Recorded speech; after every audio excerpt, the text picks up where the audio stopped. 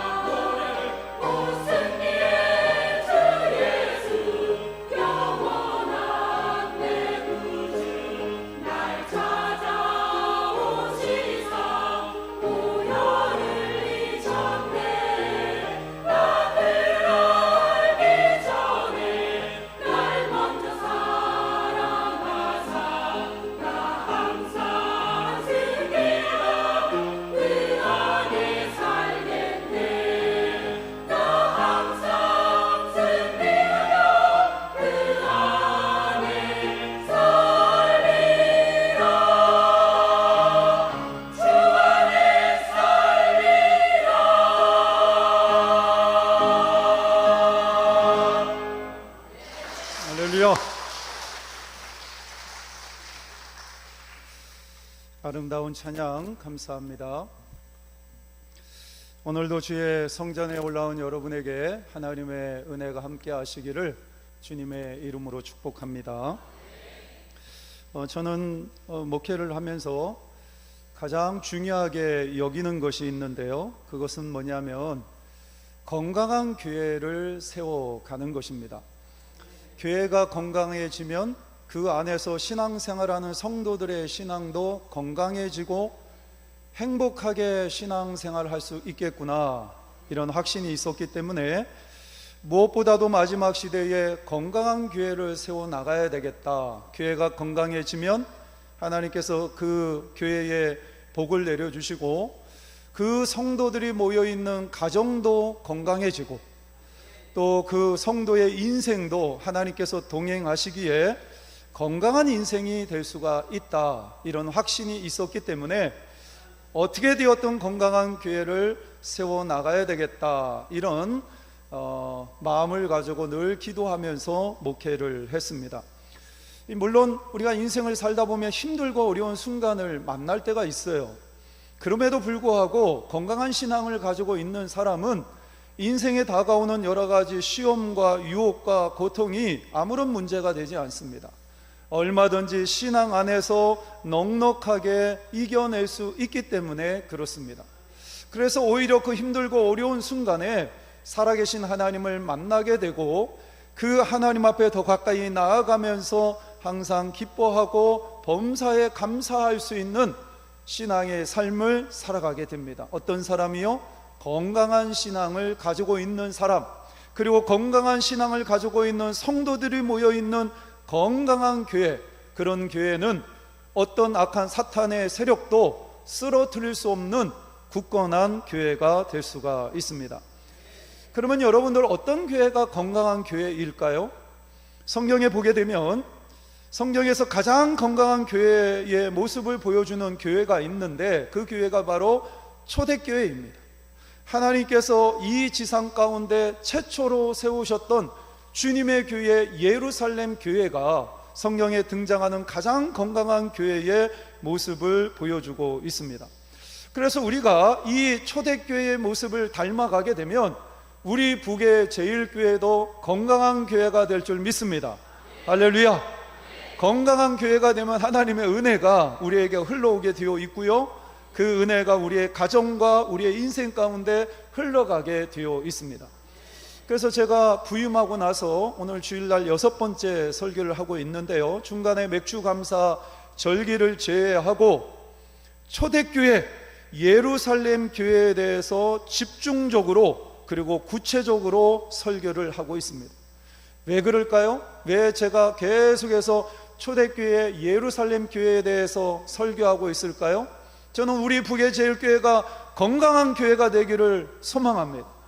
그래서 초대교회를 우리가 닮아가게 되면 초대교회 성도들이 어떠한 신앙의 삶을 살았는지 그것을 우리가 깨닫고 마음으로 담아 우리가 그런 교회를 위해서 최선을 다해서 기도하고 노력하면 우리 북의 제일교회도 건강한 교회가 될 수 있기 때문에 그것을 소망하고 여러분들에게 하나님의 말씀을 선포하고 있습니다. 여러분들, 초대교회는 사도의 가르침을 받는 교회였어요. 하나님의 말씀이 그들의 삶을 지배하고 있었습니다. 그리고 그들은 서로 만나서 사랑으로 교제했어요. 떡을 떼었습니다.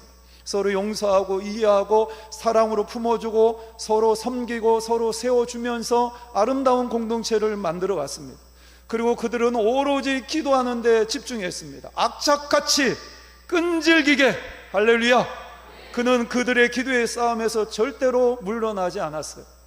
그래서 그들은 어떻게 했습니까? 이러한 일들을 감당하기 위해서 날마다 마음을 같이하여 성전에 힘써 모였다라고 성경은 말씀합니다.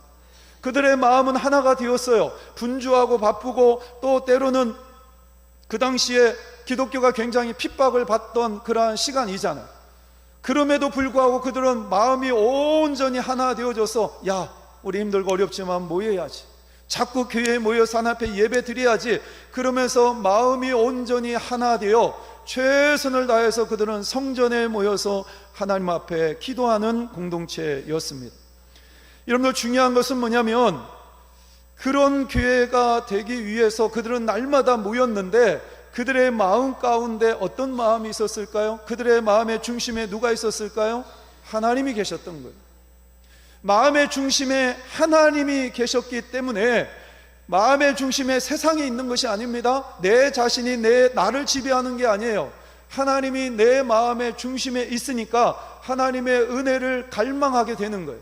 그래서 자꾸 주의 성전에 올라와서 하나님 앞에 예배드리고 싶고 기도하고 싶고 성도들끼리 함께 교제하고 싶어, 이런 갈망이 그들의 마음 가운데 있었기 때문에 그들은 항상 모이기에 최선을 다하는 그러한 공동체였습니다.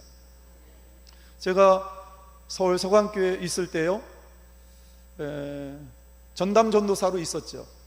근데 제가 기억나는 한 집사님 부부가 계시는데 그분들은 여름 휴가가 되면, 이제 여름 휴가가 가까워지고 있는데요, 그분들은 온 식구가 동일한 날짜에 휴가를 냅니다.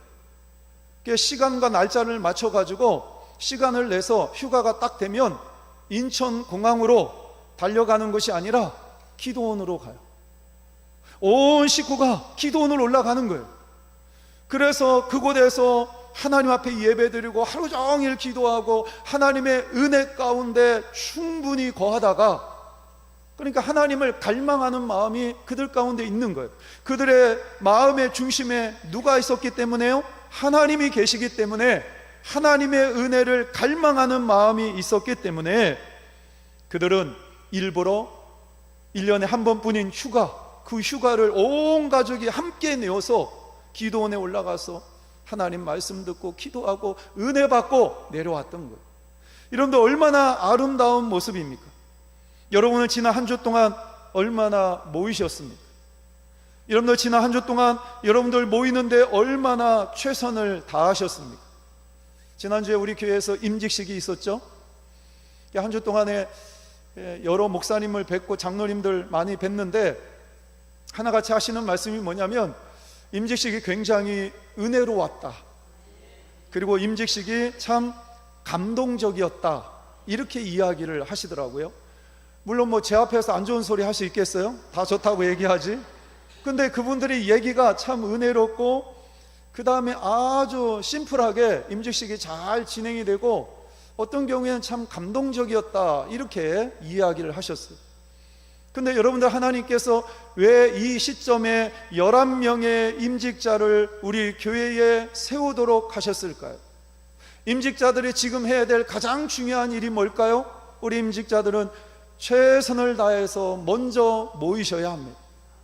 주일 오전 예배, 오후 예배, 수요 기도회, 이건 너무나 당연하죠. 이건 마지노선이에요. 이거는 기본이에요. 그리고 교회 안에 임직자가 되었다는 얘기는, 안수 집사 그리고 권사가 되었다는 얘기는 새벽을 깨우는 사람이 되어야 된다라는 것을 의미합니다. 교회를 위해서 누가 기도하겠어요? 권사님들이 기도하지 않으시면 누가 교회를 위해서 기도하고, 교회 안에 있는 여러 가지 문제와 성도들의 문제를 가슴에 품고 누가 기도하겠어요? 그래서 여러분들, 임직자들은 도전하셔야 돼요. 일주일에 하루라도 내가 새벽을 깨우는 그러한 사람이 되겠다, 이런 마음을 가지고, 그러다가 하루가 이틀이 되는 거고, 이틀이 3일이 되는 거고, 그러다가 온전히 새벽을 깨울 수 있는 임직자가 되는 것입니다. 하나님께서 이 시점에 우리 북의 제일교회에 13명의 임직자를 세우신 이유는, 교회가 기도하는 사람이 필요하기 때문에, 교회에 하나님 앞에 헌신하는 자들이 필요하기 때문에, 이 시점에 하나님께서는 우리 교회를 통해서 귀한 일꾼들을 세우셨습니다. 그래서 우리 임직 받으시는 분들은 최선을 다해서 모이는데 힘쓸 수 있는 그러한 임직자들이 되셔야 합니다. 근데 이 모이는 것은요, 단순히 그들만의 이야기는 아닙니다. 우리 북의 제일교회의 지체라면 최선을 다해서 주의 성전을 사모하고 모이기에 최선을 다하는 그러한 성도가 되셔야 돼요. 일주일에 한 번 와서 예배 드리는 것으로 됐다라고 만족해서는 안 돼요. 주일날이 되었는데 어머니 권사님이 아들을 막 깨우기 시작을 했어요. 얘야, 이제 예배 드리러 가야 되는데 빨리 일어나, 빨리 옷 입고 나가야지. 그러니까 이 아들이 침대에서 일어나질 않는 거예요. 엄마, 너무 힘들어요. 교회 가기 싫어요. 왜 자꾸 깨워요? 그러는 거예요. 그러니까 어머니 권사님이 가만히 지켜보고 있다가 한숨을 내쉬면서 뭐라고 얘기를 했냐면, 아니, 네가 교회 담임 목사인데 네가 가서 예배를 인도하고 네가 가서 설교해야 성도들이 예배를 드릴 거 아니냐고. 그러면서 아들한테 막 뭐라고 얘기를 하는 거예요. 여러분들, 학생의 기본이 뭐죠? 공부를 잘하는 거 중요하지만 학생의 기본은 일단은 학교를 빠지지 않고 열심히 학교에 나가야 돼요. 직장 생활하는 사람의 기본이 뭡니까? 일단 직장을 빠지지 않고 열심히 다녀야 돼요. 교회도 마찬가지입니다. 우리가 교회의 성도라면 일단은 모든 모임에 빠지지 않고 열심히 모여야 합니다. 그래야 내 신앙이 건강해지는 거예요. 내 신앙이 자라게 되는 거예요. 근데 오늘 본문의 말씀을 보면 초대교회는 성전에 열심히 모이는 것으로 끝난 것이 아닙니다. 또 어디에 모였죠? 오늘 보면 46절 말씀에 보면 우리 함께 읽겠습니다. 날마다 마음을 같이하여 성전에 모이기를 힘쓰고 집에서 떡을 떼며 기쁨과 순전한 마음으로 음식을 먹고, 이 초대교회 성도들은 성전에서만 모인 것이 아니라 집에서도 모였다, 이렇게 이야기를 합니다. 집에서 모여서 그들은 떡을 떼고 음식을 먹었다, 이렇게 이야기를 합니다. 단순히 그들이 한 끼의 식사를 해결하기 위해서 가정에 모인 것이 아니에요. 성찬 예식을 통해서 하나님의 은혜가 얼마나 놀라운 것인가를 기억하고, 그 하나님이 부어주신 은혜를 서로 나누고, 서로의 삶을 나누고, 은혜 받은 것을 나누고, 그들이 가지고 있는 사랑을 가지고 서로 섬겨주고 세워주고, 그러면서 자기의 가지고 있는 걸 통해서 상대방의 필요를 채워주면서 그렇게 영적으로 아름답게 교제했다라는 의미입니다. 그러니까 초대교회 성도들은 말 그대로 그들은 영적인 가족이었어요. 함께 웃고 함께 울면서 가족 이상의 친밀감과 연대감을 가지고 있었던 교회가 초대교회입니다. 제가 전에 있었던 교회에서 사임을 하면서 눈에 밟히는 사람이 몇 명이 있었어요. 그 사람들 때문에 사실 교회를 떠나는 게 너무 힘들었는데, 그 중에 한 분이 누구셨냐면 여자분이셨어요. 근데 이 여자분이 백혈병에 걸려서 서울에서 이제 치료를 받으셨는데, 아들 골수 이식을 받고 그 다음에 항암 치료하시고 그러면서 서울에서 병원에 다니셨는데 너무 힘든 거예요. 그래서 정말로 죽고 싶을 정도로 힘들었대요. 그런데 그때 그 병원에 계시는 목사님이 이제 상담을 하셨겠죠. 상담을 하고 권면하고, 그래서 그 목사님을 통해서 복음을 받아들이고 이제 하나님을 믿게 된 거예요. 교회를 다니기 시작을 한 거예요. 그런데 이분이 이제 병원에서 치료를 어느 정도 마치고 나서 이제 우리 교회에 나오기 시작을 하셨는데, 한 5개월 정도 우리 교회를 다니시다가 제가 이제 이곳에 오게 되었는데, 그분이 무슨 말씀을 하시냐면 이런 말씀을 하세요. 목사님, 제가 이 백혈병이 생기기 전까지는 교회를 갈 생각을 한 번도 한 적이 없대요. 생각조차도 한 적이 없대요. 이 간호사니까 배울 만큼 배웠잖아요. 그래서 좀 똑똑하잖아요. 그러니까 자기는 인생을 살아가면서 교회에 내가 나갈 거다, 이거는요 꿈에도 생각한 적이 없고 한 번도 교회에 나갈 생각을 한 적이 없대. 그런데 백혈병에 걸려서 이제 인생에 정말로 가장 밑바닥까지 떨어져서 정말 죽고 싶다, 이 상황이 되니까 이제 하나님을 만나게 되고, 그래서 하나님 앞에 나와서 예배 드리는 자가 된 거예요. 그러니까 어떻게 보면 그분에게 있어서 이 백혈병이라는 병은 어쩌면은 하나님의 은혜였는지도 모르죠. 그러면서 그분이 뭐라고 얘기를 하냐면, 교회에 와가지고 성도들이 자기를 위해서 중보기도 해주고 간절히 기도하는데, 새벽마다 기도하고 모일 때마다 그분을 위해서 성도들이 얼마나 기도를 했겠어요. 근데 그 기도하는 모습을 보고 이분이 어떤 생각이 들었냐면, 처음에는 아니 저 사람들이 어떻게 보면 남인데 나를 위해서 저 사람들이 저렇게 진실되고 간절하게 나를 위해서 기도한다고? 그건 불가능하다, 그런 일은 있을 수 없다라고 생각을 하셨대요. 저 사람들이 나를 위해서 기도한다고 기도하고 있는데 정말로 내 마음을 이해하고 나를 위해서 진실된 마음으로 정말로 기도할 수 있을까? 그것은 불가능하다. 근데 이분이 교회에서 신앙생활을 하시다가 교회 안에 보니까 힘들고 어려운 사람이 눈에 띄거든요. 그래서 어느 순간에 자기가 자기의 문제는 잃어버리고 자기의 아픔은 잃어버리고 교회 안에 있는 힘들고 어려운 지체를 위해서 기도하기 시작을 한 거예요. 그러면서 본인이 느낀 거예요. 아, 그렇구나. 다른 사람을 위해서 진실된 마음으로 간절하게 기도하는 것이 가능하구나. 본인이 그걸 느낀 거예요. 믿음 안에서 다른 사람을 위해서 그 사람의 마음을 헤아려서 간절하게 기도해 주는 것이 교회 안에서는, 믿음 안에서는, 신앙 안에서는 얼마든지 가능하구나라는 사실을 깨달은 거예요. 여러분, 교회는 이런 곳이 되어야 합니다. 가정이 함께 모여 떡을 떼며 은혜를 나누고 삶을 나누고 사랑하는 사람들을 위해서 함께 기도해주고 서로를 위해서 격려해주고 서로를 세워가는 것, 이것은 일상의 삶 속에서 드려지는 또 다른 예배가 되는 거예요. 성전에 모여서 예배 드리는 것만이 예배의 전부가 아니라 일상의 삶 속에서 교회의 지체들과 함께 떡을 떼고 그들과 함께 은혜를 나누고 삶을 나누고 그들이 가지고 있는 고통을 내 마음에 품고 그들과 동일한 안타까운 마음을 가지고 그들을 위해서 기도하는 그 기도, 그 모임, 그것을 통해서 하나님 앞에 영광 돌리고 하나님을 찬양하는 그 삶, 이것이 바로 일상의 삶 속에서 드려지는 예배, 삶으로 드려지는 예배, 이런 예배도 너무나 중요하다라는 것입니다. 세상은 경쟁하잖아요. 세상은 비교하고 세상은 이기려고만 합니다. 세상에서는 나만 잘 되면 돼요. 이게 세상이에요.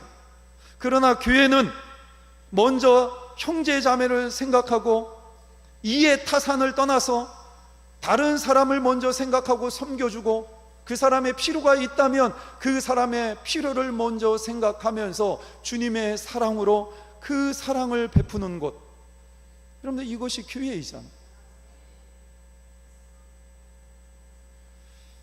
목회성장연구소에서 코로나 기간 동안에 교회가 얼마나 힘들었습니까? 한 2년 3년 정도 교회가 정말 많이 힘들었죠. 강제적으로 모이지 못하도록, 예배를 드리지 못하도록 하니까. 그래서 코로나 기간 동안에 문을 닫은 교회들도 굉장히 많습니다. 아직도 그 어려움을 회복하지 못한 교회도 굉장히 많아요. 그런데 이 목회성장연구소에서 가만히 보니까 코로나 기간 동안에 성장한 교회가 있었다라는 거예요. 아니, 다른 교회는 다 힘들고 어려워서 다른 교회는 다 교회가 주저앉고 교회 문을 닫고 이런 상황인데, 그런 상황 속에서 성장한 교회가 있었는데 그 성장한 교회를 분석하기 시작한 거예요. 어떻게 이 교회들은 코로나 시대에 성장하고 부흥할 수가 있었을까? 그런데 그 사람들이 내린 결론이 있습니다. 그게 뭐냐면, 그 성장한 교회에게는 공통점이 있었는데, 그 공통점이 뭐냐면 소그룹이 잘 정착되어진 교회. 우리 교회로 얘기하면 오이코스 모임이 활성화되어서 잘 정착되어진 교회. 그래서 대면 예배로 함께 모여서 예배 드릴 수 없지만 그럼에도 불구하고 2사람, 3사람씩 함께 모여서 힘들고 어려울 때 서로를 격려하고 서로를 위해서 기도해주고 서로의 필요를 채워주면서 그렇게 소그룹으로 모일 수 있었던 교회, 그것이 잘 정착되어진 교회들은 코로나 기간 동안에도 무너지지 않고 성장했다라는 것입니다. 그러니까 우리 교회로 얘기하면 오이코스, 그 다음에 셀 모임, 옛날에는 구역 모임, 목장 모임, 이런 모임, 흩어져서 모여서 예배 드릴 수 있는 그 교회의 그런 형태의 모임이 잘 정착되어진 교회, 그런 교회는 꾸준히 성장했다라는 거예요. 요즘 많은 사람들이, 교회를 다니는 사람들조차도 이렇게 이야기를 합니다. 교회가 점점, 목사님, 개인주의적으로 변하는 것 같아요. 교회를 먼저 생각하는 것이 아니라 자기 자신을 먼저 생각하면서 교회를 다니는 사람들이 점점 많아지는 것 같습니다. 목사님, 그리고 예배만 드리고 가는 것에 대해서 점점 익숙해져 가고 있습니다. 교회 안에 누가 힘든지, 누가 기쁜 일이 있는지, 누가 아픔이 있어서 그 사람을 위해서 내가 어떤 기도를 해야 되는지 도무지 모르겠어. 왜 그럴까요? 이것은 이 시대의 교회가 점점 교회의 본질을 잃어가고 있다는 이유예요. 오늘 말씀을 보면 초대교회는 가정에 모일 때 기쁨과 순전한 마음으로 모였어요. 그들은 모일 때마다 기쁨이 있었던 거예요. 뭐 요즘 얘기하면은 우리를 기쁘게 해주는 게 얼마나 많이 있습니까? 세상에 보면 뭐 골프 치러 가기도 하고, 뭐 등산을 가기도 하고, 그 다음에 세상 사람들과 즐기고 놀 게 얼마나 많이 있어요.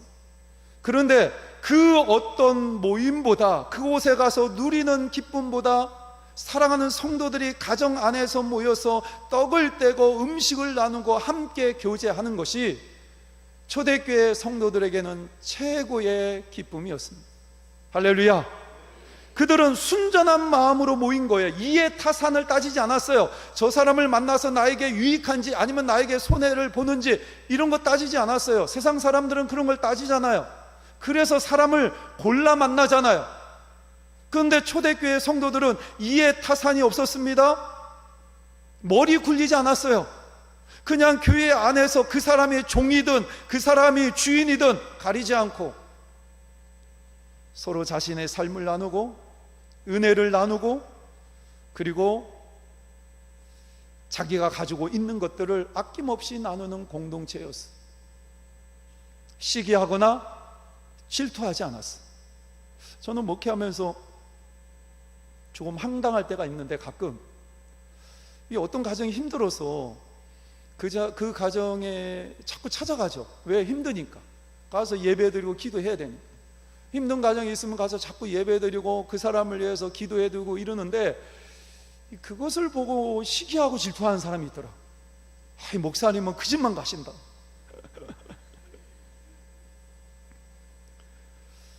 저는 깜짝 놀랐어요.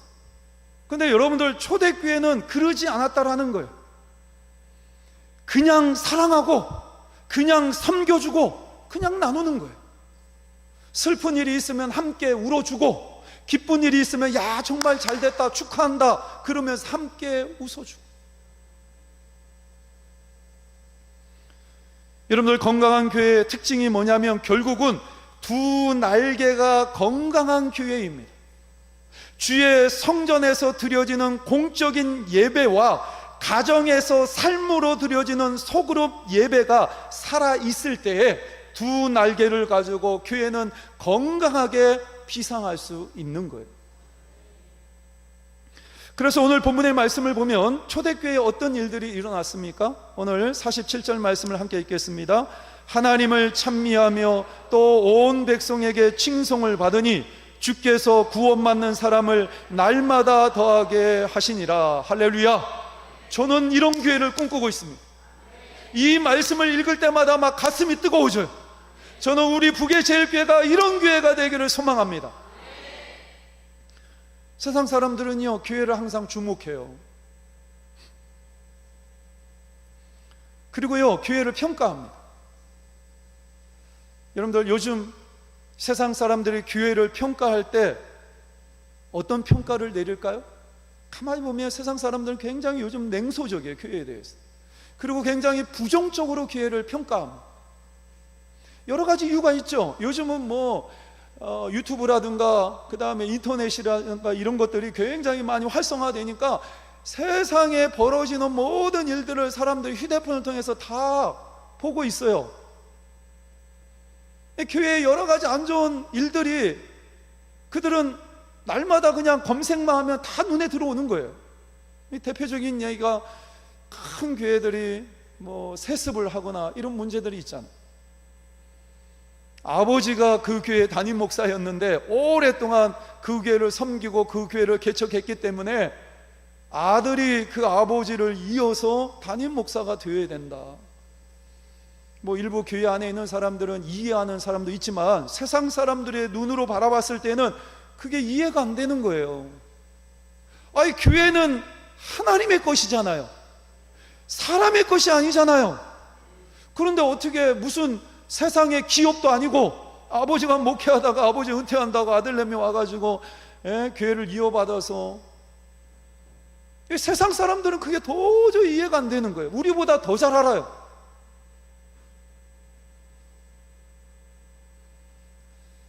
여러분들, 그런 이야기를 계속 들으면 그 사람들이 마음의 문을 열고 교회에 나오고 싶은 마음이 생기겠어요?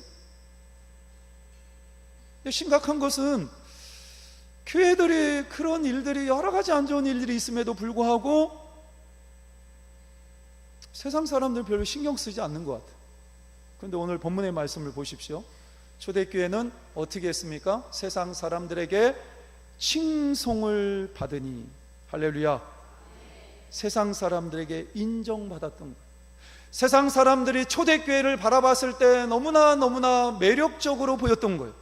그래서 그들의 마음의 문을 열고 복음을 받아들였던 거예요. 그래서 하나님께서는 그 초대교회를 축복하셔서 날마다 구원받는 자들이 더해지는 놀라운 역사를 초대교회를 통해서 일으키셨던 것입니다. 주체가 누구예요?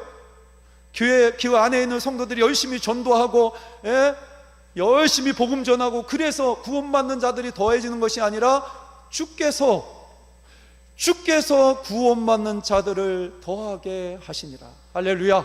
하나님과 그냥 영혼을 붙여주신 거예요. 초대교회는 딴 것을 한 게 아니에요. 교회가 해야 될 역할에 집중했습니다. 건강한 교회를 만들어 갔던 거예요. 그래서 성도들은 사도의 가르침을 받아서 서로 사랑으로 교제하고, 그리고 오로지 기도하는 데 집중하고, 그리고 날마다 마음을 같이 해서 성전에 모이고, 그리고 흩어지면 가정에서, 직장에서 함께 모여서 기도하고 세워주고 사랑으로 교제하고, 이런 일들을 했던 거예요. 그런데 세상 사람들이 그것을 보고, 야, 저 사람들은 뭔가 다르다, 나도 저 공동체 안에 들어가고 싶다, 이 세상 사람은 그렇게 느꼈던 거예요. 여러분들, 교회가 건강하면 다른 거 없습니다. 오늘 말씀을 정리를 하면 교회가 해야 될 일에 집중하면 되는 거예요. 그게 뭐냐면 열심히 모여서 예배 드리고, 흩어지면 서로 사랑으로 교제하고.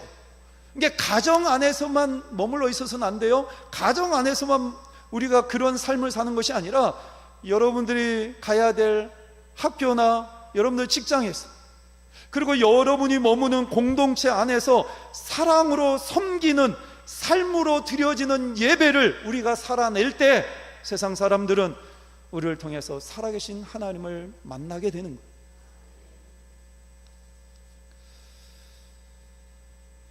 저는 우리 북의 제일교회가 이런 교회가 되기를 간절히 소망합니다.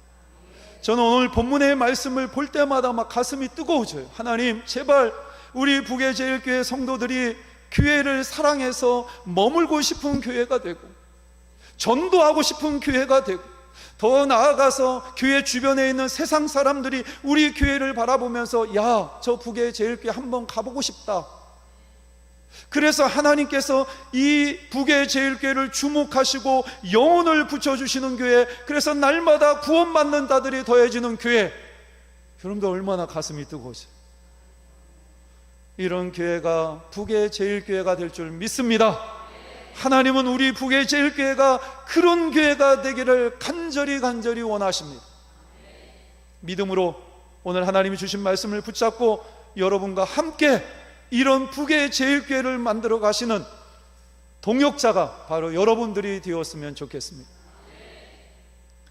존귀하신 아버지 하나님, 참으로 감사를 드립니다. 오늘도 생명의 말씀을 주신 하나님을 찬양합니다. 초대교회가 집에서 떡을 떼며 기쁨과 순전한 마음으로 음식을 먹었던 것처럼 우리 교회가 마음의 문을 열고 서로 삶 속에서 교제하고 하나님의 은혜 가운데 그 은혜를 나누고 삶을 나누고 사랑을 나누는 신앙 공동체가 되게 하여 주옵소서. 슬픈 자들이 있다면 함께 울어주고, 기쁠 때 함께 웃어주며, 일상으로 연결된 예배, 삶으로 드려지는 예배도 회복되어 줄 수 있도록 하나님 함께하여 주옵소서. 우리 북의 제일교회가 그런 교회가 되기를 소망합니다.